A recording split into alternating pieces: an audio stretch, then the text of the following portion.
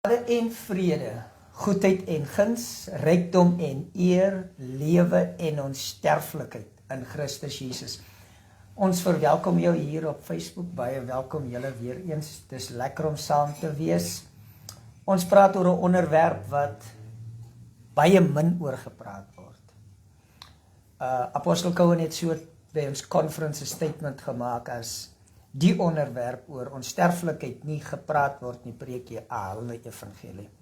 So vandag is ons derde week waaroor ons praat oor onsterflikheid.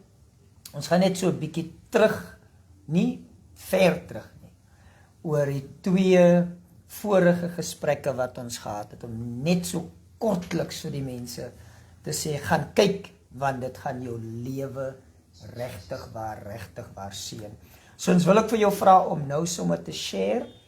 Ons het verlede week iemand gehad wat met ons gepraat het, ons gaan ook later in die tyd bietjie gesels oor haar opmerking, wat 'n blessing gaan wees. Baie dankie. Jy's vry om 'n opmerking te maak. Ons waardeer dit, ons kyk daarna en ons beloof ons gaan terugkom. Ons is in die dorp area, ons het nou nog nie 'n klankdigte plek nie, soos jy nou ingeskakel is en jy wil ons studio klankdig maak, as jy baie welkom om met ons te praat en die fondse te stuur. So ons is in 'n besige area. Jy kan miskien hoor hier is trokke en voertuie wat hier verby ry, maar verskoon ons daarvoor. Baie dankie Cowan. Die diebares is in groot verwagting vir hierdie waarheid van die evangelie. Amen. So as jy net miskien een of twee goedjies wil vir ons terugvat voor ons gaan na vandag se onderwerp oor onsterflikheid waar ons verlede week op geëindig het.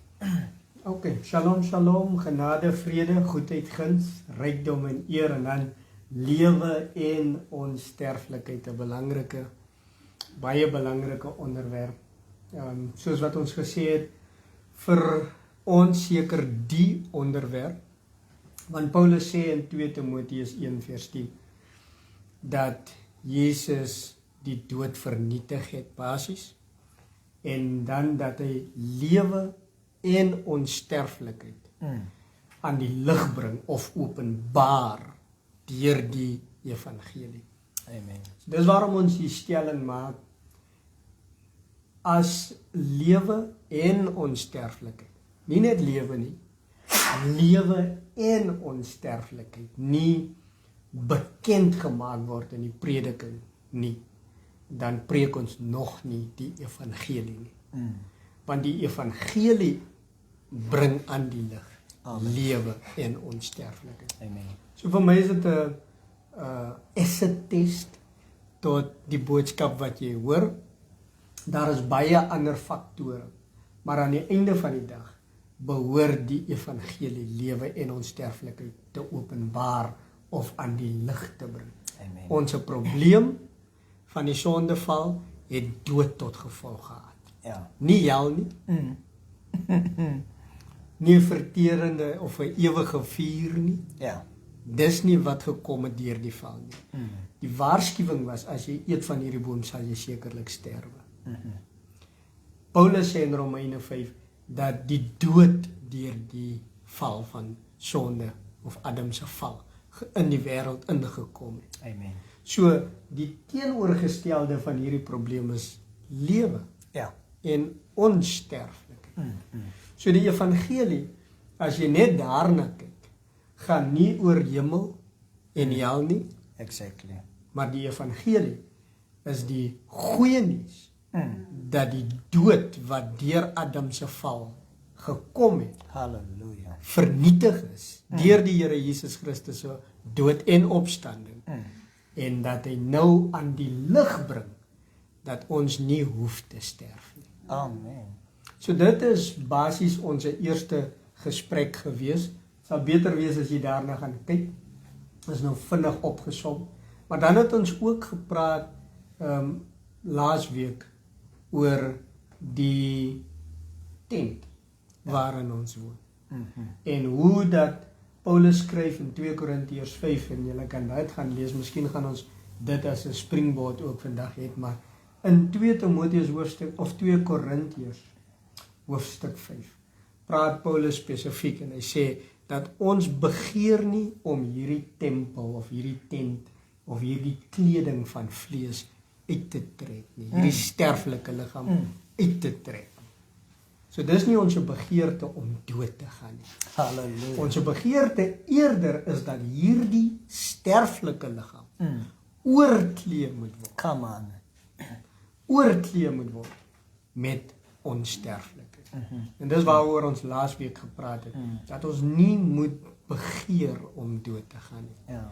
maar dat ons eerder oorklee moet word. So, as ek het nou 'n hemp aan en ek het 'n baadjie bo-oor aan. Ja. So die idee is dat hierdie sterflike, as die hemp die sterflike liggaam voorstel, is die begeerte dat hierdie sterflike oorklee moet word met onsterflike, sodat die sterflike nie meer feature nie. Amen. En dis wat Paulus sê, is dat ons beklee wil word, oorklee wil word met onsterflikheid. Ja. Ek dink ek wil daai versie lees in 2 Korintiërs hoofstuk 5. Ek lees vanaf vers 1. Want ons weet dat as ons aardse tentwoning afgebreek word, ons 'n gebou het van God, 'n huis nie met hande gemaak nie, ewig in die hemele. Want om hierdie rede sug ons ook en verlang om met ons woning uit die hemel oorklee te word. Ons gaan vandag praat oor die sug. Maar soos wat Koue nou gesê het, ons verlang om met ons woning uit die hemel oorklee te word. Nou, die evangelie wat ons gehoor het, en hy het dit nou genoem, was die evangelie van die hemel toe gaan.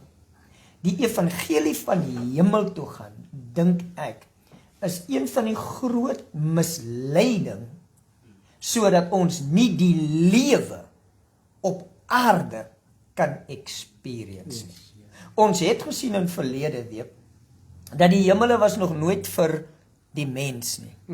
Die Bybel sê in Psalm 115, die hemele is hemele vir die Here, maar die aarde het hy aan die mensekinders gegee. En jy het spesifiek na 'n hele paar dinge gekyk oor hoe die aarde vir die mens gegee is, om vir ewig daarop te woon.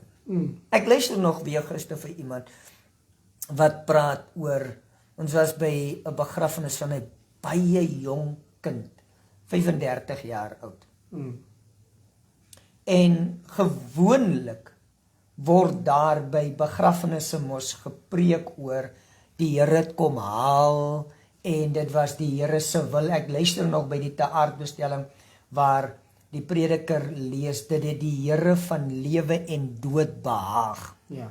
Die woordjie behaag beteken tevrede gestel, plesier verskaf om hierdie jong meisie van 35 met 4 kinders weg te neem. Ja. Waarheen? Hemel toe.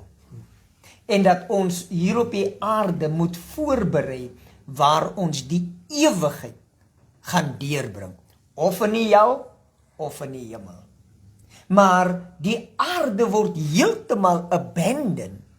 Want die aarde is nie vir ons volgens die hemel en hel prediking nie. Dis hemel of hel. En die aarde word heeltemal verlaat. Maar hier skryf Paulus, ons verlang om met ons woning uit die hemel oorklee te word, waar die meeste mense gedink het ons moet hemel toe gaan. Daar's 'n huis in die hemel. Ja. Maar hierdie huis wat in die hemel is nie 'n fisiese huis nie. Is 'n huis waarin ek op aarde moet woon. En daai is die wonderlike ding, 'n verheerlikte liggaam, waar die sterflike oorklee word met die onsterflike. Amen. Ek wil net beklemtoon, die tradisionele woord wat ons gehoor het, of ek wil nie sê tradisionele, is meer 'n moderne woord, wat ons gehoor het. Die moderne woord wat gepreek word, van meeste preekstole af, is dat ons voorberei om hemel toe te gaan. Maar die oude evangelie, die tradisionele evangelie, voordat hierdie moderne evangelie gekom het, wat sê ons moet voorberei hier om hemel toe te gaan. Die tradisionele evangelie, die evangelie van Paulus, die evangelie van die Here Jesus Christus, praat van 'n woning wat vir ons in die hemel voorberei word om aarde toe te kom. Come on. So dit is die verskil. Ons berei nie voor om hemel toe te gaan nie. Inteendeel, ons word geleer deur die Here Jesus Christus dat sy wil op aarde moet geskied soos in die hemel. Met ander woorde, die hele perspektief is laat die hemel aarde toe kom. Halleluja. Laat ons oorklee word vanuit die hemel. Amen. Nie laat ons hemel toe gaan om 'n tempel te bewoon daar nie. Maar laat die tempel wat vir ons voorberei word, Halleluja. ons oorklee hier op die aarde. Halleluja. Beloved, hierdie mag vir jou foreign of vreemd klink. Want die waarheid was vir jare oordek, toegemaak. Want die vyand wil jou net weg hê. Die Here Jesus het gebid in Johannes hoofstuk 17. Vader, ek bid dat U hulle nie uit die wêreld uit wegneem nie, Ja. maar dat U hulle bewaar van die bose. Amen. Dat ons hier behoue moet word, want God het 'n behaag in die mens op aarde. Oh yes. Beloved, ons moet net verstaan, ewen as ons praat oor die vleeswording, dis God wat aarde toe kom, wat 'n aardse soet kom aantrek. Yes. Want die aarde is vir die mens, sodat ons hier op aarde in eenheid met die Vader, die Seun en die Gees kan leef en 'n awesome tyd hê. Beloved, moenie dat die vyand jou langer beroof van 'n hemelse werklikheid op die aarde nie. Jy is geroep. God het jou aarde toe gestuur met 'n doel. Oh yes. Ek vra baie keer, en miskien is dit nou sarkasties, maar as die Here my in die hemel wou hê, hoekom het hy my nie net daar gemaak nie? Verstaan, dat ek mos daar gebly. Ja. Maar nou stuur hy my aarde toe, of hy skep my hier op hierdie aarde met 'n doel, sodat ek hier op aarde hom kan experience, my medemens kan experience, en dis God se hart vir ons hier op aarde. Nog 'n ding wat ek baie keer oordink. Toe God die mens maak, toe vat hy die aardse, hy vat die grond, Ja. en hy vat die grond en hy plaas die mens op aarde. Hy kon mos maar net geblaas het, of hoe ook al. Sy, verstaan, want die Bybel sê, hy die gees, sy gees in ons geblaas, en die mens het 'n lewende siel geword. So hy kon heeltemal iets anders gedoen het, ons geskep het soos die engele, maar God het so iets besonders omtrent die aarde, dat hy die mens uit die aarde uitformeer, sy asem in die mens blaas, en dat ons hier op aarde 'n dinamiese lewe kan leef. Amen. Net so laaste ietsie oor die aarde. Ek dink ons lees baie keer, en dis 'n indikasie van hoe ons beïnvloed is deur hierdie moderne evangelie. Is ons lees baie keer, as ons die verhaal lees van Adam en Eva byvoorbeeld, dan kom ons nie eens agter Eden is 'n plek op aarde gewees. En dis 'n tuin gewees, dis geplant op die aarde, en die opdrag was vermenigvuldig en vul die aarde, heers oor hierdie aarde. Dit was die opdrag gewees. Ek het nou al baie keer gehoor, Dok was nog gister by 'n begrafnis, en ek het al by begrafnisse gehoor, mense sê, as jou aardse assignment bereik is, dan is dit tyd vir jou om te gaan. So as jy jou assignment voltooi het, wat die Here vir jou uitgesit het, dan is dit tyd vir jou om te gaan, en dan gaan jy sterwe. Dis hoe ons gebreinspoel is. Kom ek sê jou, wat is die assignment? Die assignment was, bewoon die aarde. Amen. Dis die assignment. So as jou assignment klaar is en jy wil na dit hemel toe gaan, dan het jy nie die assignment voltooi nie, want die assignment is bewoon die aarde. Hoe kan die assignment wees bly hier? En dan as jy klaar die assignment voltooi het, word jy weggevat. Halleluja. Terwyl die assignment is om te bly, te bewoon, te heers, die aarde te vul. As jy Openbaring lees, dan sê die Bybel in Openbaring 21, en na dit, ons het verlede week iets genoem oor die nuwe hemel en die nuwe aarde, jy kan gerus gaan kyk, maar God gaan tussen sy mense woon. Amen. Waar? Op die aarde. Yes. Die hemelse tempel is die mens op aarde. En daarvoor kan ons Abba al die eer gee. Ons gaan vandag se onderwerp oor onsterflikheid op aarde. Yes. Maar ons het verlede week afgesluit oor reeds by 2 Korintiërs hoofstuk 5 en dan het ons Romeine 8 ook gegaan. Maar ons gaan bietjie meer in diepte vandag daaroor praat. Oor ons wat sug. Daar's 'n versigtiging, nie om dood te gaan nie, maar oorkleed te word. Kan ons bietjie daaroor praat, apostel? Ek gaan dit weer lees. Ons het laasweek afgesluit en ons het gekyk spesifiek na 2 Korintiërs hoofstuk 5. En ek dink ons vat dit as 'n wegspringplek om die gedagte van die sug te ondersoek. Nou ons het vers 1 gelees en Dok het dit nou gelees, want ons weet dat as ons aardse tentwoning afgebreek word, nie wanneer nie, as. So dis nie 'n sekerheid dat ons aardse tentwoning afgebreek gaan word. Amen. As ons aardse tentwoning afgebreek word, ons 'n gebou het van God, 'n huis nie met hande gemaak nie, ewig in die hemel. En dan sê hy in vers 2, want om hierdie rede sug ons ook. So, hy gee nou die rede waarom ons sug. Om hierdie rede sug ons ook. En verlang om met ons woning uit die hemel oorkleed te word. So, daar is 'n versigtiging, sê Paulus. Wat beteken sug? Sug beteken 'n roepe. En hy verduidelik dit. Ons sug ook en verlang, 'n verlange, 'n begeerte. Ek het nou gedink aan woorde wat dit verduidelik en wat dit beter verklaar wat ons verstaan. En 'n hedendaagse woord vir dit is 'n craving. 'n smag. Come on.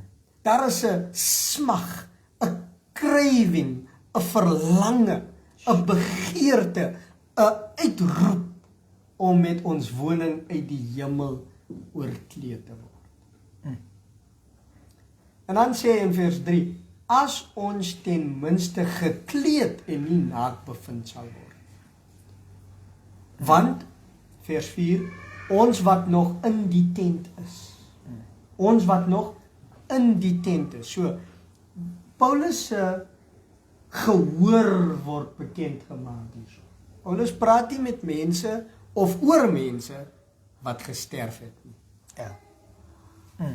Daarom het ons ook in die vorige uitsending gesê, dit word gepraat hier van 'n sterflike liggaam. Ja. Sterflike liggaam is hierdie liggaam wat die vermoë het om dood te gaan. Dis nie 'n dooie liggaam. Ja.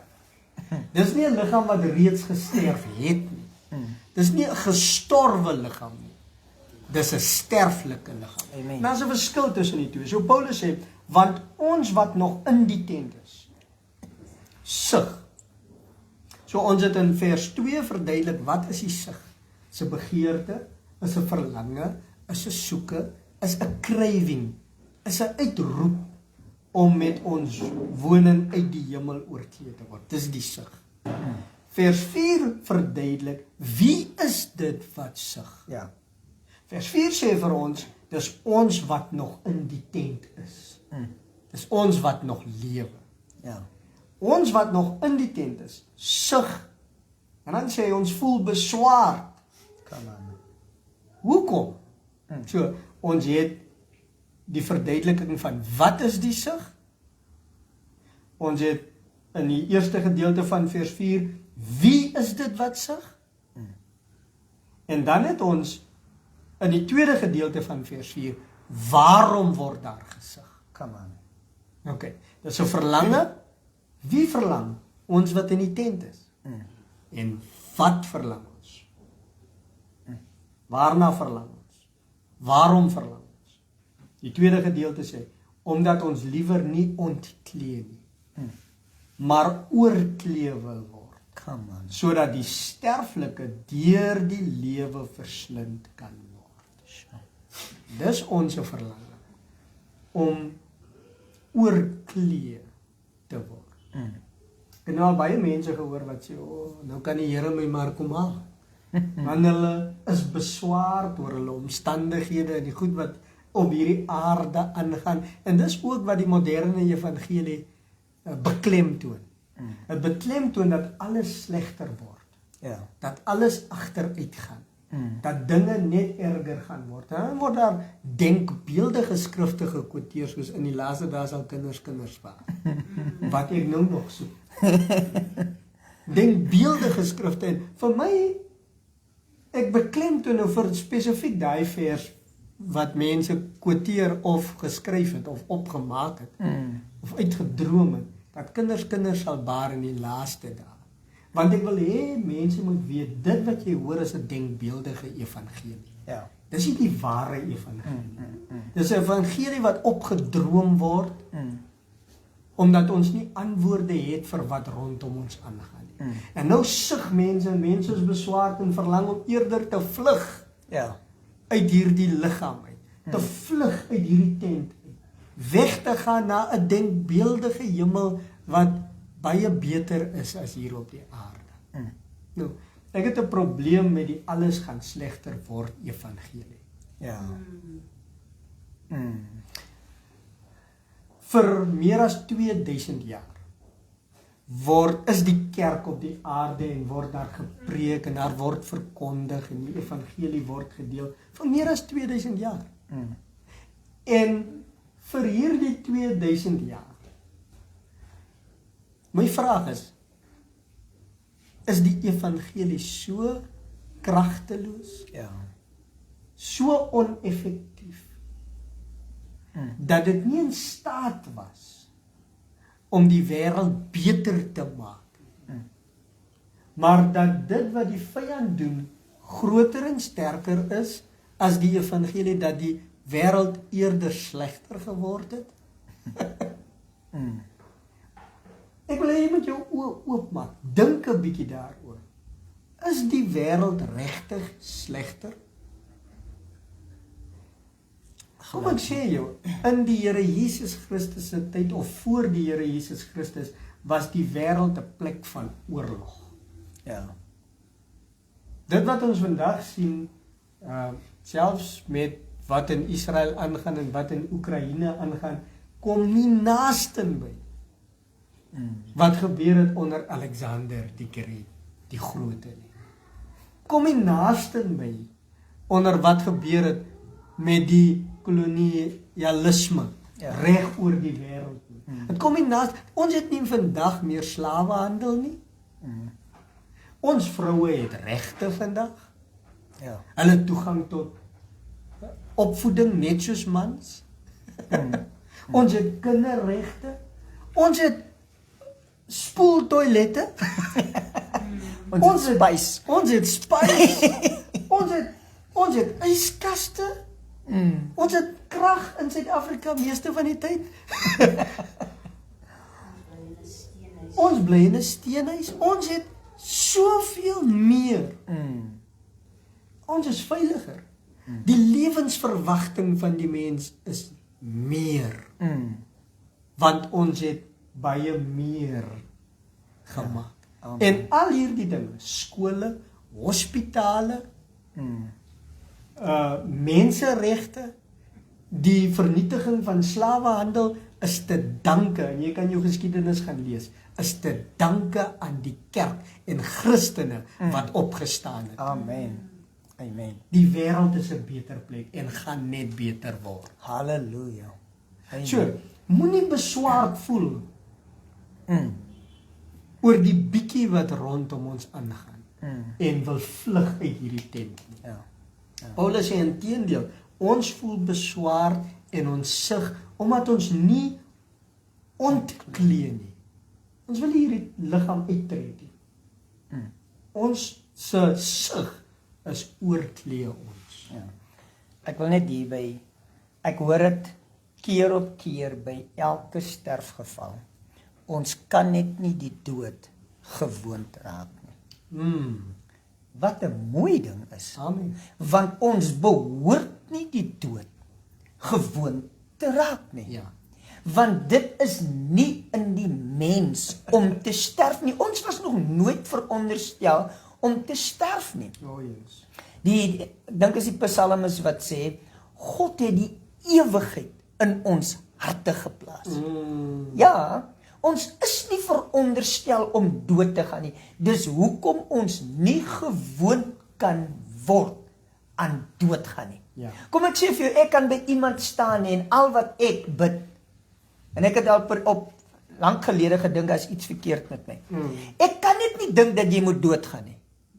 Alhoewel dit lyk vir die mense, nee, sy tyd is verby, is daar een ding in my hart, die mens moet lewe. Want dit is die hart van God, omdat ons moet lewe. Wanneer jy siek is, wanneer daar pyn is jou liggaam wat sug, en sê, dis nie veronderstel om te wees nie. Ek is nie veronderstel om siek te wees nie. Ek is nie veronderstel om agteruit te gaan nie. So die pyn in jou liggaam is 'n versigtiging om met jou hemelse woning oorkleed te word. Ja. Dis nie 'n pyn wat sê ek moet doodgaan nie. Jy kan dit so sien en as gevolg van jou mindset van dood is ons almal se paadjie. En weet jy wie hierdie gepreek? Die kerk. Ja. Keer op keer, ek staan gister daar en ek besef, weet jy wat, daar moet regtig 'n revolusie plaasvind in ons prediking. En ek sê vir myself daar, ek moet meer bold wees en preek. Die waarheid van die evangelie. Beloved, en ek wil hierdie ding vir jou sê. Jy sal moet selektief word oor wat jy hoor. Amen. Jy sal moet sekerheid kry na wat jou pastoor en jou predikant preek. As die dood nog opgehemel word, dan moet jy vlug. En jy wat gebeur? Jy kan jou lewe kort sny op aarde. Jou kleinkinders en jou kinders beroof van 'n ouma en 'n oupa. Omdat jy luister na dood. As jy luister na hemel toe gaan en die gebedjie bid van ek moet hemel toe gaan, beroof jy jou nageslag van lewe. Ja. Ek het een oupa van my geken. Ja, ander oupa het ek nie geken nie. Omdat hy vroeg dood gegaan. My kinders ken een van hulle oumas. Hulle ken nie die ander oumas nie. Ja. Omdat hulle groot geword het met die evangelie van ons moet hemel toe gaan. Hemel toe gaan. Hemel toe gaan. So my kinders het nie die voorreg om hulle oumas te ken nie. Ja.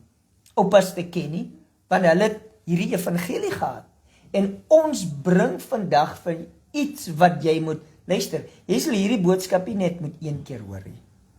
Hierdie reeks moet jy gaan en ten minste 'n hele paar keer na luister, sodat jou mindset verander kan word, en dat wanneer jy beswaard voel, jy nie dink is tyd om te gaan nie.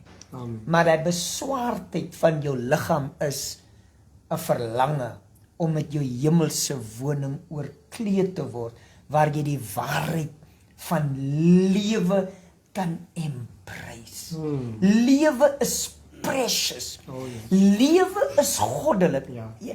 As jy, ons kom ry gister aan, uit Kakamas het waar die begrafenis was, en hierdie een dame, ons kom lei haar af, en nou sê sy, joh, die kind was so jonk, maar sy voel ook om te gaan, want die lewe is so beswaard. So beswaard, dit sal beter wees as hy sterf. Nee, daai is wat ons mee groot geword het, dat die lewe is na die dood. Die lewe is nie na die dood nie. Jesus Christus is die lewe, en hy het gesê, ek het gekom, sodat julle kan het lewe, en lewe in oorvloed. Ja. Johannes 3 vers 16 is nie, sodat die wat in hom glo, hemel toe kan gaan nie, maar sodat die wat in hom glo, die ewige lewe kan hê. God kan experience hier in die liggaam. Ja. Amen. So, ons is beswaar, en ons het hierdie verlange, nie om dood te gaan nie, maar om te lewe. Amen. Daai is in elke mens. Ek gaan nou vir jou gee, maar ek dink ook in hierdie tyd, weet jy, die mense wat die hemel en die hel boodskap preek, glo dit nie eintlik nie. Weet jy hoekom glo jy dit nie? Jy glo maar jy gaan na 'n hemel toe, met strate van goud, waar jy nie meer siek gaan wees nie, waar al die trane afgevee gaan word, en al hierdie wonderlike ding. Hoekom is jy bang vir die dood? Hoekom is daar pyn in jou hart is? Of as jy ongemak voel in jou liggaam? Jy sê nie, halleluja, ek gaan nie, jy gaan dokter toe. Want jy's nie gemaak om te sterf. Amen. Jy's nie gemaak om te sterf nie. So ek wil vir jou sê, vlug weg van hierdie leuen wat vir jou verkondig was as waarheid, en embrace hierdie evangelie. Ek wil net ietsie byvoeg. Die rede waarom mense wil nie doodgaan nie, maar niemand wil doodgaan nie. Die rede waarom mense hemel toe wil gaan, en ongelukkig voel hulle die pad na die hemel is deur die dood. Ja. Maar hulle wil eintlik hemel toe gaan, is juis oor hierdie beskrywing van die hemel. Strate van goud, geen pyn of lyding, en dis wat ons verlang na dit. Ja. So, ons misgis die verlange na die oorvloed, die rykdom, die gesondheid, die gebrek of geen trane, geen dood, want dis deel van wat die hemelse beskrywing is. Ja. Daar is geen dood daar. So ons verlange is na geen dood, geen trane, geen gebrek, geen armoede, maar ons is mislei om te dink, om dit te ervaar, moet ons doodgaan. Ja. En kom ek sê dit, maar ons praat net vinnig oor hospitale, dokters, want dokters nou gesê, as mense pyn ervaar of siekte ervaar, hulle sê nie, hoe, prys die Here, hier gaan ek nie. Nee, hulle gaan soek 'n dokter, hulle soek 'n hospitaal, hulle soek medisyne, hulle soek hulp, want die begeerte is om te leef. Ons is gemaak om te lewe. En dis waarom, en ek wil hê, onthou dit, die assignment is bewoon die aarde, heers oor alles, vul hierdie aarde. Dis die assignment. En ongelukkig doen die medici 'n beter job as wat die kerk self doen. Oh. Ja. Die kerk wat veronderstel is om die assignment te verstaan, gaan eerder na hospitaal toe, en ek was al by baie geleenthede voordat die Here met my gepraat het oor onsterflikheid. Dan bid die ouderlinge, die ouer mense in die geloof, en bid hulle, Here, ons bring hom hier deur die dae van doodskade, Here. En hulle bid hom letterlik dood. Kom ons vat hom deur. Dis hoe die kerk mislei was. Maar die assignment is bewoon die aarde. En dis omdat dokters weet wat hulle assignment is. Ja. Wat daar voortdurend deurbraak op deurbraak op deurbraak in die mediese veld is. En nie in die kerk nie. Oh boy. Want hulle verstaan die assignment. So, 'n dokter gaan studeer, word opgelei en weet, sy nommer 1 vyand is die siekte en die dood. Ja. En daarom maak hulle deurbraak. Dis waarom daar nuwe medisyne ontwikkel word. Dis waarom daar elke keer gewerk, elke dag word hard gewerk aan 'n genesingsmiddel vir HIV. Genesingsmiddel vir kanker. Daar word hard daaraan gewerk, want hulle verstaan die assignment. Ja. Ja. Die kerk sal net eers deurbraak ervaar wanneer ons die assignment verstaan. Sure. Die assignment is bewoon die aarde. Ja. Kom ek sê so, waarom sien die kerk nie eens genesing wanneer hulle hande op siekes lê nie? Want daar's 'n konflik, 'n dubbelhartigheid. En Jakobus sê, 'n dubbelhartige man, al bid hy, ontvang hy nie, want hy's dubbelhartig. Ja. Hy moet nie dink dat hy sal ontvang. Want aan die een kant bid ek vir genesing. Ja. Aan die ander kant is daar 'n dubbelhartigheid wat sê, maar almal moet tog doodgaan. Ja. So al sien ek miskien nou 'n genesing, daar sal 'n tyd kom wanneer ek nie sukses sien nie, want almal moet mos doodgaan. Ja. So waarom sien ons nie deurbraak? Waarom sien ons nie progress in die kerk nie? Want ons het die assignment gemis en die dood aanvaar as ons verlosser en ons redder. Ja. Ek wil net terugkom veral by hierdie genesing ding. Jy het net nog gelees, as ons tentwoning afgebreek. Ja. Jakobus, dieselfde Jakobus, wanneer hy praat oor genesing, hy sê, as daar iemand siek is onder julle, Ja. hoor weer, as. Vandag kan ons nie regtig tyding sê nie. Ja. Want in die gemeente is daar altyd iemand siek. Of hy's op kroniese medikasie. Verstaan? Hy sê so, as daar iemand siek is. Siekte was gesien as 'n vyand. Ja. Siekte was gesien vir, dis nie God se wil nie. Ja. Jy sien, ons het ewen groot geword met die term, ek weet nie of jy dit ken, die godsiekte. Ja, ek dink nou daaraan. Verstaan, die mense het ewen siekte goddelik kom maak en gesê, jong, hy's dood aan godsiekte. Ja. God het nie siekte nie. Come on. God het nie siekte gemaak nie. Dis die werk van die vyand. En ons moet dit so sien, dat dit die werk van die vyand is om dit te weerstaan. So as daar iemand siek is onder julle, laat hom die ouderlinge inroep, en laat hulle hom oor hom bid, nadat hulle hom gesalf het in die naam van die Here, en die gebed van die geloof Ja. sal die sieke red. Wat is die gebed van die geloof? Die gebed van die geloof is die gebed van hierdie oortuiging, dat die nie die wil van God is. Dat die siekte nie die wil van God is nie, dat doodgaan nie die wil van God is nie, maar dat lewe die wil van God is vir jou en my. Ja. Nou, beloved, as jy nou sit met een of ander siekte, hoor my, Jesus, Handelinge 10 vers 38 sê, Jesus het die land deurgegaan, goed gedoen, en almal genees wat onder die mag van die bose was. So wat is siekte? Dis die mag van die bose. Die Engel sê, those that were oppressed by the devil. Enige siekte is 'n demoniese oppressie. Amen. Jy kan nou sê is natural. Even die natural in jou mind is satanic oppression.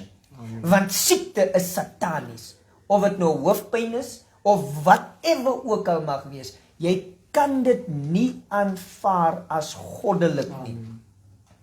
En baie mense sal ook sê nee, dankie Here.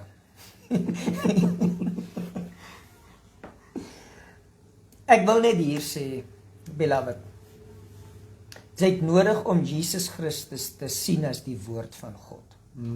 Want ons het so oor die jare, ek dink nou spesifiek aan die gedeelte en baie mense gebruik het. Onthou jy, Paulus het vir een van die ouens gebid en hom siek agtergelaat. Toe sê hulle, sien jy, Paulus het nie eens genesing, hy het nie eens 100%, hy kon nie vir die disipel gesond maak, net hom siek agtergelaat. So dis die wil van die Here, dat sekere mense siek moet wees. Jesaja kom na Hiskia toe en hy sê vir hom, jy gaan sterwe, maar as een ou aan die siekte wat hy sou sterwe, een van die profete, maar ook in 'n siekte gesterf, en nou gebruik die mense die Bybel, om siekte te aanvaar, as die wil van God, want hoekom Paulus het daai man nie gesond gemaak nie, die een het gesterf in 'n siekte, en daai een, beloved, siekte is nie die wil van God nie. Amen. Jesus Christus is die woord van God, om vir jou te sê, kyk na my, ek is gesond. Ek is God se woord vir jou, en die waarheid omtrent jou, dat jy na my kyk, as jou waarheid, en nie die ervarings van sekere mense, wat siek was nie. En die wat, ek dink maar net, ons, ja, dis nog steeds deel van hierdie, maar die Bybel sê, as mens mense wat ewen glo, dat die doring in die vlees, was 'n siekte, wat God vir Paulus gegee het. Luister hier, as jy sit met 'n siekte, dis nie die doring in die vlees, wat God vir jou gegee het nie. Want wat 'n openbaring het jy gehad? Want die doel van die doring in die vlees was om Paulus nederig te hou. Oor die openbaring. Oor die wonderlike openbaringe wat hy gehad het. So wat 'n openbaring het jy, wat jou nederig moet hou? Nou jy hierdie siekte as die doring in die vlees, asseblief. Ons wil hê jy moet leef, en dis hoekom ons hierdie waarheid vir jou bring. Dood is 'n vyand, nie 'n vriend nie. Nie God se wil nie, dis nie die redder nie. Jesus is die redder, nie die dood nie. Halleluja. Amen. Ek wil gou, dat ons net 'n bietjie verder gaan met hierdie gedagte van die sig. Ons het nou vers 2, ons is in 2 Korintiërs hoofstuk 5, vers 2, sien ons daarso, wat is 'n sig? Is 'n verlange, is 'n begeerte, is 'n uitroep, is 'n krywing. Ons sien in vers 4, wie sig? Hulle wat nog lewe, hulle wat in die tent is, sig en voel beswaar. Waarom sig ons? Word ook daar genoem in vers 4, omdat ons nie ontklee nie, maar eerder oorklee wil word, sodat die sterflike deur die lewe verslind kan word. So, dis die sig. Wie sig? Wat is die sig? En waarom sig ons? Vers 5, God het aan ons die groot sigter gegee, wil ek dit sê. Om ons te help sig, om ons te oortuig om te sig, om ons ontevrede te maak met die dood. Vers 5 sê, maar hy wat ons juis hiervoor toeberei het. Hoor gou mooi daar, ek wil dit net beklemtoon. Hy wat ons juis hiervoor toeberei het. Hoekom staan hiervoor? Ja. Waarvoor het hy ons toeberei? Hy het nou in vers 4 gesê, waarvoor het hy ons toeberei? Amen. God het ons toeberei om bekleed te word, oorkleed te word, met onsterflikheid, met lewe. Hy het ons hiervoor toeberei. Oh, beautiful. Hy wat ons juis hiervoor toeberei het, is God. En dan sê hy daar, wat ons ook die Gees as onderpand gegee het. God het ons gegee die Gees as 'n onderpand.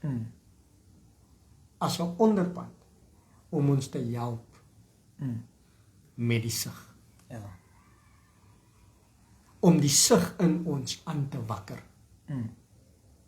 Om die roepe, die begeerte, die craving in ons aan te wakker. Ons gaan later praat, een of ander tyd soos wat ons aangaan, oor die craving van die gees.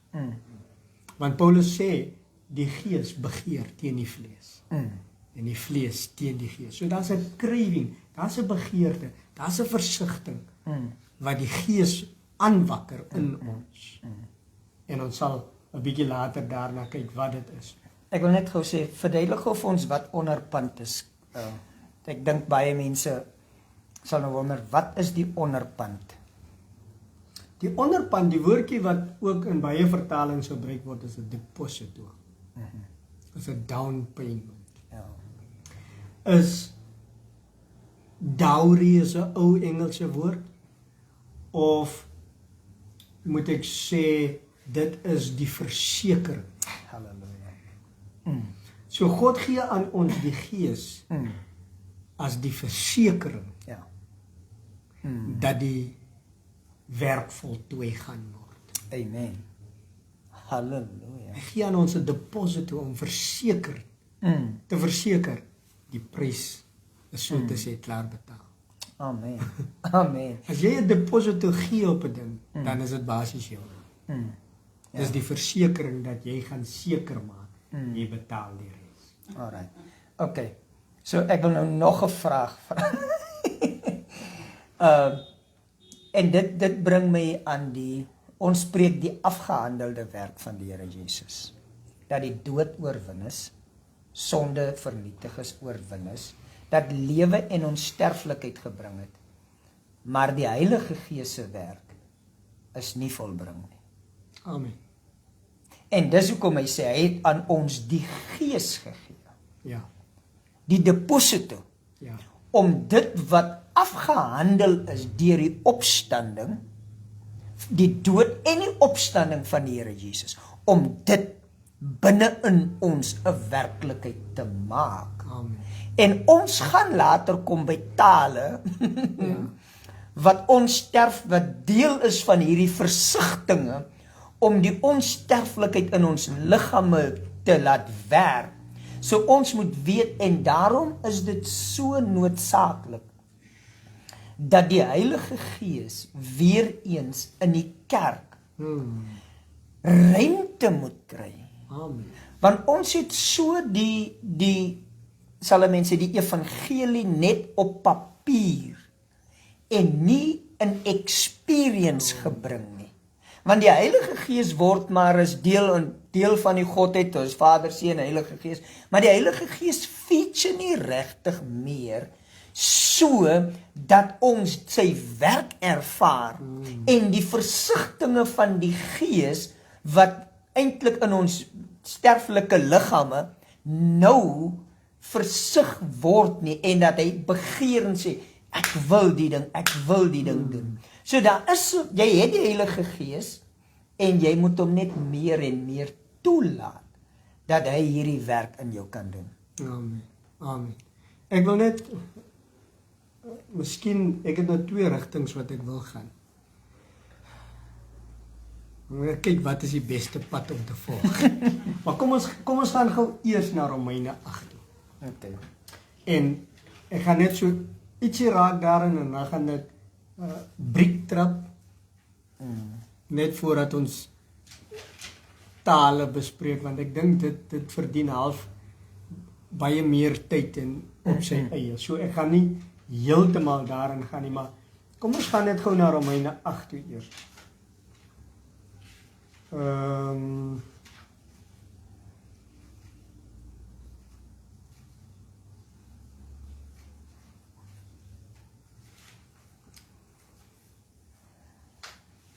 En ons lees.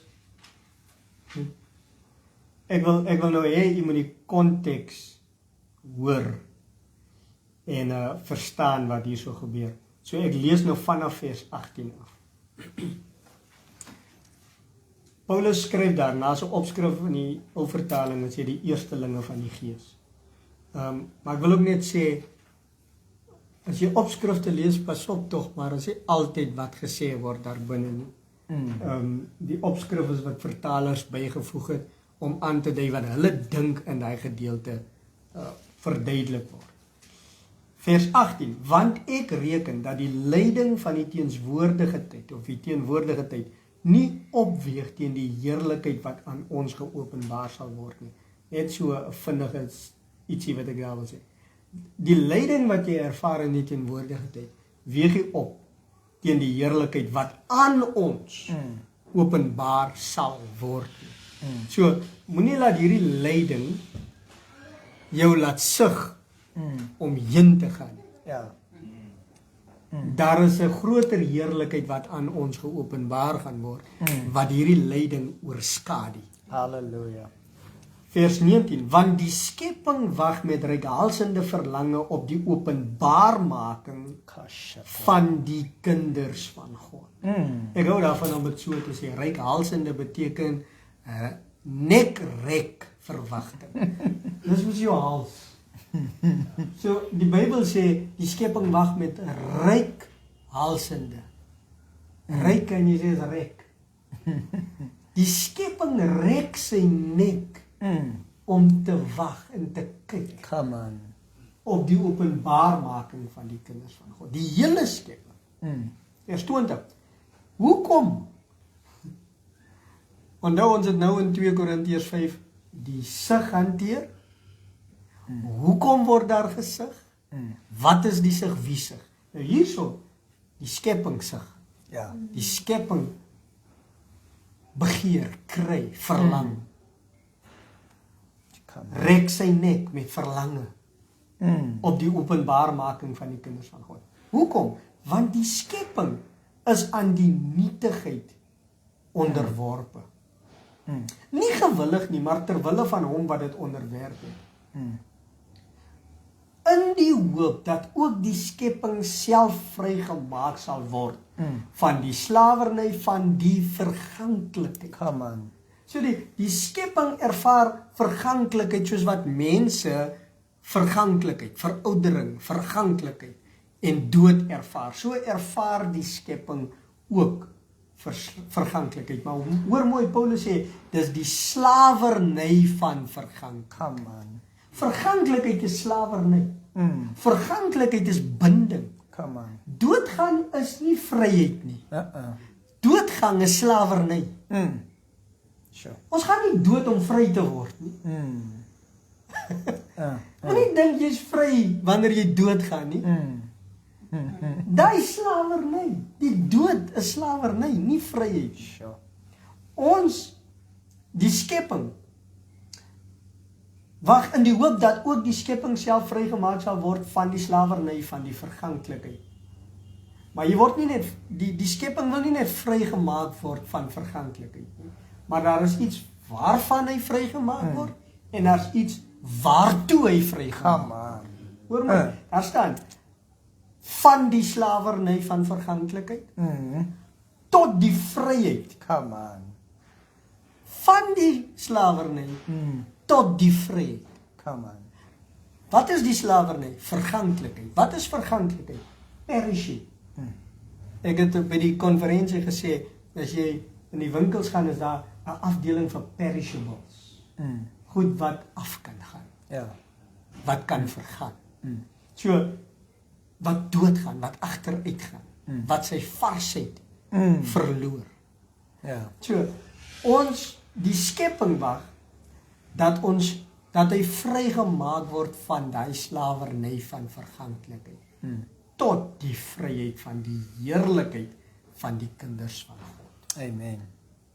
Dis waarom daar vroeër gesê word, die skepping wag met reikhalsende verlange op die openbaarmaking van die kinders van God. Die skepping se vryheid is afhanklik van die openbaarmaking van die kinders van God. Amen. So, wanneer die skepping verlang en roep en sug en dan is dit 'n verlange dat ons kinders van God die openbaring vang sodat die skepping ook vryheid kan ervaar. Oh man. Sure. En weer eens, wetenskaplikes verstaan die assignment. Dis net die kerk wat wil vlug. Ja. Dis net die kerk wat wil doodgaan. Dis net die kerk wat praat van hemel toe gaan. Maar wetenskaplikes werk aan hoe dat, daar is nou wetenskaplikes werk daaraan om spesies wat extinct gegaan het, soos die dodo, weer te laat leef. Ja. Op te wek uit die doodheid.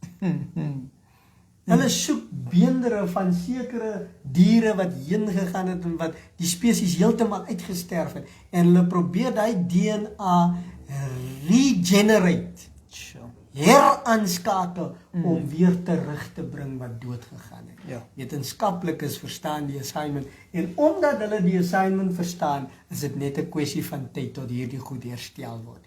Maar die kerk wil doodgaan. Ja. Die Here help ons. Die kerk wil doodgaan. So, hierdie skepping wag tot ons wakker word. Hierdie skepping begeer, word wakker kinders van God. Hierdie skepping rek sy nek om te kyk, wanneer word die kinders van God dan wakker? Wanneer sien hulle die openbaarmaking? Want die skepping se vryheid is afhanklik van die openbaarmaking van die kinders van God. Sjoe. Dankie Here. Dan sê vers 22, en ek gaan net hom lees en kan ook maar praat, want ons weet dat die hele skepping tesame, nou is dit nie net die hele skepping in terme van berge, gras, bome, diere en so aan, die hele skepping tesame, selfs ons liggame, wat uit die aarde is. Tesame sug en tesame in barensnood is tot nou toe. Beloved, hoor vandag die woord van die Here. Dis nie die wil van die Here doodgaan nie. Jy moet dit hoor. Jy moet, ek het 'n tydjie gelede kyk ek iets van 'n ou wat sê ons is die eerste generasie wat nie sal doodgaan nie. Nou hy praat niks uit die agtergrond van scriptures nie. Ja. Ook nie Jesus Christus nie, maar soos Cohen nou gesê het, die scientists, die wetenskaplikes weet dat lewe is die wil van God. Ons het, ek het net nou gesê oor, ons het aanvaar siektes is die wil van God, God siekte. Die skepping wag. Maar weet jy wat het die kerk ook gedoen met versekering? Het julle al gehoor, das acts of God, Ja. wat nie verseker word nie. Daarom het ons tornado's en al hierdie goed gesien as acts of God, wat eintlik die versigtiging is van creation, wat moet vrykom van hierdie slawerny. Maar ons het gesê is acts of God. Ja. Is goed wat God doen. En so het ons God geassosieer met dood, met disasters en al hierdie goed. En ek wil vir jou sê, jy kan nie God beleef vir wie hy is as jy die verkeerde beeld het van hom. Want ons het God die een gemaak wat dood initieer. Ja. En jy het net nog gepraat oor spesifiek oor die mediese. En ek dink baie keer hoe ons die mediese sien en ons hardloop na die mediese om eintlik te wil lewe. Maar wanneer iemand sterwe, dan het die Here hom kom haal. Ja. So ons moet die mediese wetenskap en dan eintlik sien as enemies. Want hoekom? Hulle wil jou in die lewe hou, terwyl God jou hemel toe wil vat. Ja. En so is ons so hier. Screwed up, as ek nou die Engelse woord moet kan gebruik. Want ons verstaan nie die assignment van lewe nie. Beloved, lewe is die hart van God vir jou. Moenie doodgaan nie. Moenie. Ek sê dit oor en oor, want ek wil hê jy moet dit hoor. Jy moet dit hoor, jy moet dit hoor. Die dood is 'n vyand. En die skepping wag vir jou. Sodat jy kan besef, jy is seun van God. Nou, ons sal uitkom by dit, wat beteken dit om seun van God te wees? As jy daai begin sien, wat dit is om seun van God te wees, man, dan rejoice creation. Want seun van God, sê jy begin leef vanuit jou ewige identiteit, soos die Vader, en nie een wat hier net gekom het om dood te gaan nie, maar om te leef met die heerlikheid en die lewe van God binne in jou. Ons wil nie graag hierdie programme ure maak nie. Maar jy het 'n geleentheid om te ontvang en in te drink en hierdie een oor en oor te gaan hoor vir wat die Here vir jou wil sê. Kouwen, net oor hierdie versigtiging nog ietsie. Ok, ek wil net eers clarify, net duidelik maak, wanneer ons praat oor die mediese, wanneer ons praat oor die wetenskaplikes, ek het nou 'n paar goed genoem, soos die wetenskaplikes wat die spesies wat uitgesterf het weer wil laat herleef. Wil ek net dit sê, alhoewel hulle die assignment verstaan, gaan hulle nie slaag in die assignment sonder die kerk, sonder die evangelie. Lewe en onsterflikheid word aan die lig gebring deur die evangelie. Ja. Nie deur medisy nie, en nie deur wetenskap nie. Wat gaan gebeur is, as hulle gaan slaag om 'n spesies wat uitgesterf het te laat herleef, sal daai spesies steeds sterf. Ja. Amen. So, as ons die dodo weer laat herleef, kan ons 'n groot populasie van dodo's hê, maar dodo's sal nie vir ewig leef nie. Dodo's sal sterf, soos wat diere wat vandag nog lewe sterf. So, wat die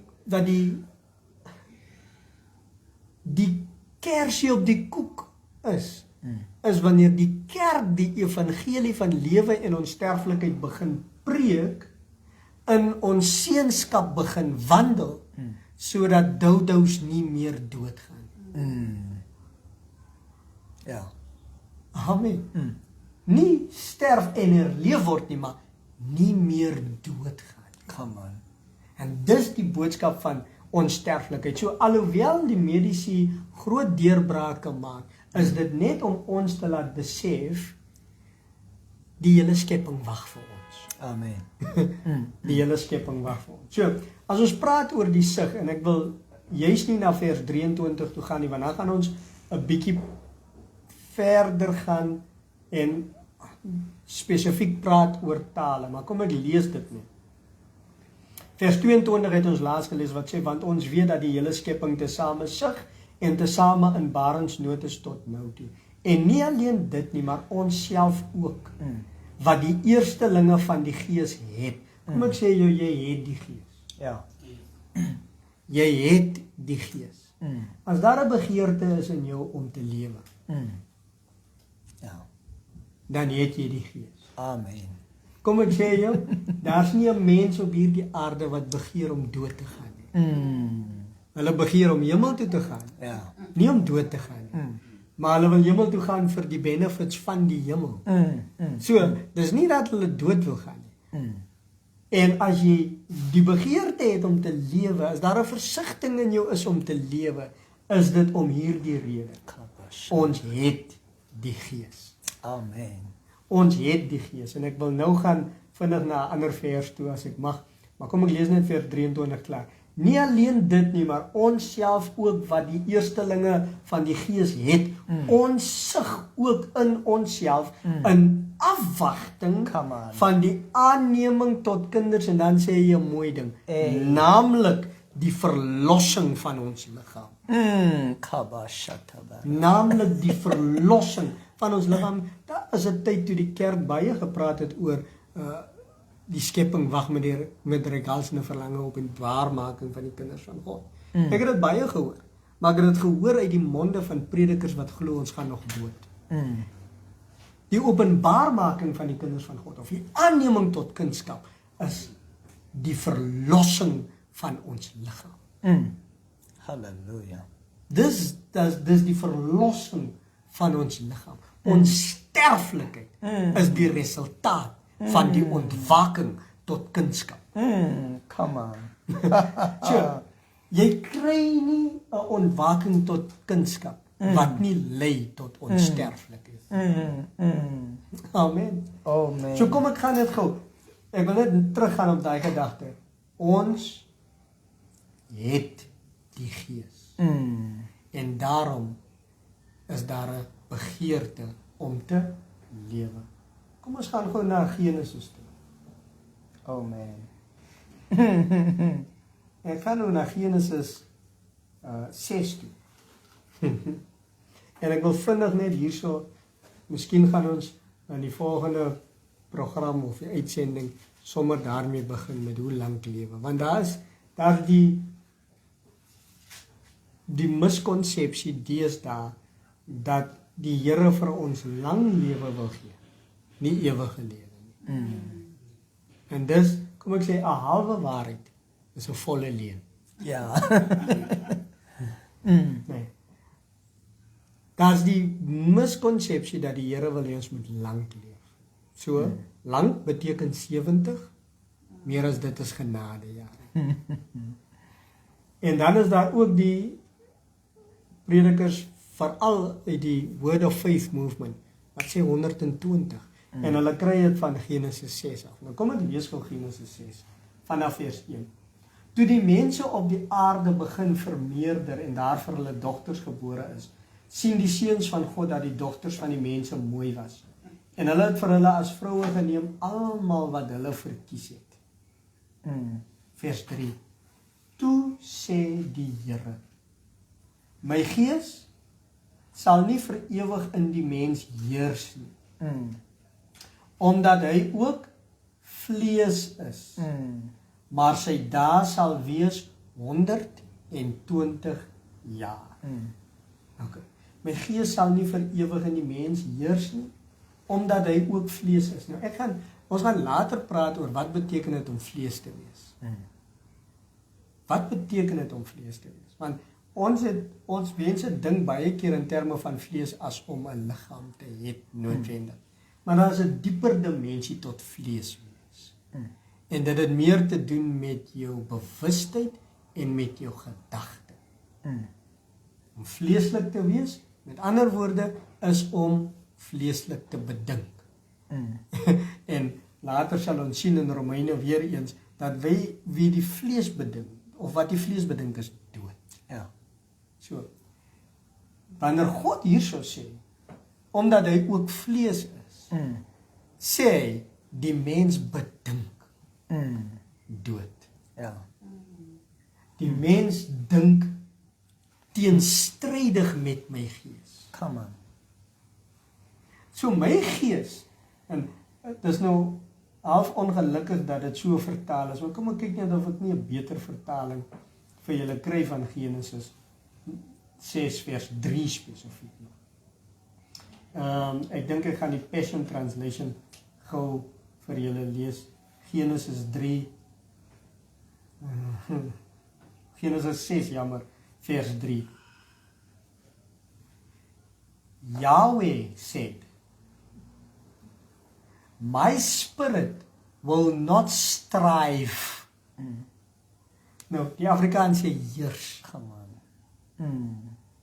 Passion Translation sê, Yahweh said, my spirit will not strive with humanity indefinitely, for they are mortal. Sterflik. Their lifespan will be shortened. Eintlik is shortened skuins gedruk daar, so beteken, dis nie in die oorspronklike taal nie, daar staan, their lifespan will be to only 120 years. Nou, mense vat dit, en dan sê hulle, kyk daar, 120. Die Here het gesê 120. Dis nie wat die Here gesê het nie. Die Here het gesê, die mens, en jy sal sien in vers 1 en vers 2, die mens het afgewyk. Die seuns van God Ja. het afgewyk en vir hulle vroue van die mense gevat. Gekies net wat hulle wil uit die vroue. Nou sê, my gees, omdat die mens sy gedagtes so korrup is, Ja. sterflik is, die dood bedink, teenstrydig met my gees bedink, omdat die mens ook vlees is, sal my gees nie aanhoudend met hom stry nie. Die klem hier is dat die gees stry Come on. teen vleeslike gedagtes wat dood bring. Maar hy sê, my gees sal nie aanhoudend stry nie, want die mens volhard in hulle vleeslike gedagtes. Ja. So, en nou sê hy, hulle lewe sal net 120 jaar wees. Nou, na dit word daar gepraat oor hoe dinge wicked was en so aan, en die Here toe vir Noag 'n ark laat bou het, en basies daai hele mense uitgewis het. Nou, sal die Here sê, mense gaan 120 jaar lewe, en dan stuur hy 'n vloed, om hulle dood te maak? Nee, dis nie 'n vloek wat die Here gee in vers 3 nie. Dis nie eens 'n belofte nie, dis nie eens 'n reël wat hy neerlê nie, maar dis 'n profesie wat hy uitspreek. En hy sê, omdat die mense volhard in hulle vleeslike gedagtes, wat die dood tot gevolg het, en my gees wat teen die gedagtes stry, sal nie aanhoudend met hulle stry nie. Oor 120 jaar gaan ek die aarde met die vloed tref. So is nie 'n staande reël dat mense 120 jaar gaan lewe nie. Maar dis 'n profesie dat binne 120 jaar sal hierdie stryd tussen gees en vlees tot 'n einde kom in die vloed van Noag. En jy het dit nog nooit so gehoor nie. So moenie sê ek gaan ten minste ek gaan druk vir 120 nie. O nee. Nee. En wat gebeur met die vloed? Dat ek net die gedagte klaar maak dat mense my nie misverstaan nie. Wat gebeur met die vloed? Die Here sê, hierdie stryd tussen vlees en gees gaan ek tot 'n einde bring. Maar hoe gaan ek dit tot 'n einde bring? Deur die vloed van Noag, maar meer as dit, deur die dood en die opstanding, waarvan Noag in die ark 'n teebeeld is, sê Petrus. So, Noag se ark en die vloedwaters was die teken van die doop met water. En die doop met water, weet ons, mense bely dat hulle saam met Christus gesterf het, dan sak ons hulle in die water, en dat hulle saam met hom opgestaan het, onsterflik en vir ewig lewe, wanneer ons hulle uit die water uit lig. So wat God gedoen het in Genesis 6 vers 3 is nie om te sê, mense kan net 120 jaar lank leef nie. God het gesê, ek gaan nog net 120 jaar met hierdie mense stry, en dan gaan ek nie begin in 'n dood en 'n opstand. Come on. Wat veronderstel is om hulle nuwe lewe vir ewig lewe te gee. Maar dis net 'n tipe van 'n verdere Noag wat sou kom. Jesus Christus. Halleluja. Wat ons vir ewig sal laat lewe. Amen.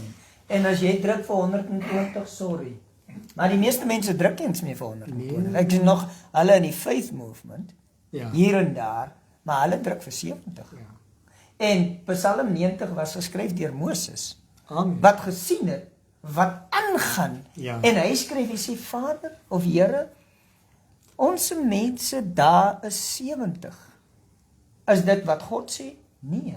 En as hulle sterk is 80, en dan is dit moeite en verdriet Beloved, 'n dag is vir die Here soos 1000 jaar. Oh yes. Matteus 'n dag oud geword. Amen. In God se economy of Ja. God se tyd nie. Hy het nie 'n dag oud geword nie toe sterf hy. 100 jaar is die jaar van 'n kind, die ouderdom van 'n kind volgens Psalm 65. So word groot. Moenie as kinders doodgaan nie. Amen. Word groot en leef vir ewig. Halleluja. Daai is die hart van God Halleluja. vir ons in hierdie tyd. Amen. Beloved, hierdie, soos ek sê, dis nog is die derde in 'n reeks van ek weet nie hoeveel nie, maar dit gaan lank wees. En jy wil dit nie mis nie. Maar ons wil aanbeveel, gaan luister na die conference preek van Cohen, waar hy praat oor onsterflikheid laasweek en die vorige week se 2, en saturate jouself met hierdie waarheid van lewe. As jy vir 30 keer of 100 keer gehoor het, 70, dan moet jy hierdie ten minste 140 keer luister. Amen. Sodat dood heeltemal erase kan word uit jou thinking, en die enigste ding wat vir jou in jou mindset 'n werklikheid is, lewe en onsterflikheid. Amen. Vader, baie dankie dat ons nou genesing kan uitspreek oor elkeen van u kinders. Yes. Wat die siekte ook al mag wees, wat die pyn en die ongemak ook al mag wees, wat die sataniese oppression ook al mag wees, ons bestraf dit in die naam van Jesus en ons verklaar u kinders gesond op grond van u woord. Deur die wonde van Jesus Christus is ons genees, en elke siekte wat hom attach het aan ons liggame, bestraf ek in Jesus naam en ek verklaar genesing. Halleluja. Halleluja. Halleluja. Beloved, die Here het die werk volbring. Die Gees van God binne in jou sug en stry teen siekte en die dood. Aanvaar die lewe in Christus Jesus. Amen. Share hierdie gedagte. Komment, vra ons jou vraag, maar word deel van hierdie conversation. Word regtig waar deel, sodat ons hierdie waarheid kan begin deel. As jy in Appington area is, ons is, besoek ons, skryf na ons. Ons is hier in Appington elke Sondagoggend 10:00. Kom, groet ons en ons wil hierdie waarheid saam met jou deel. Amen. Blessings, nog 'n woord, Don? Nee, as ons begin nou ons hier op hê. So lewe en onsterflikheid vir jou, mag jy net ervaar dit wat God vir jou begeer, en dis die lewe van God. Nie net in jou gees nie, in jou liggaam. Amen. Amen. Blessings vir jou. Hallelujah.